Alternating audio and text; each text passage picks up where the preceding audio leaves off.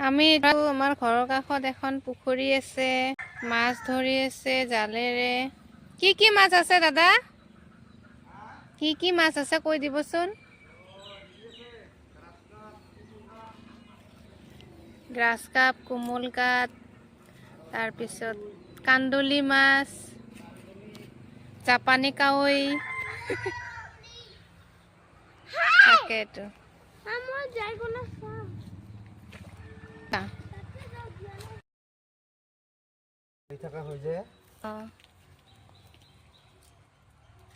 সৰু সৰু না মাছ কেইটা।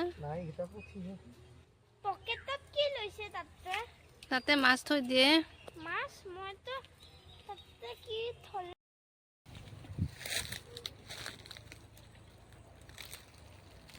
তুমি তাতে থাকা, নাযাবা ইফালে।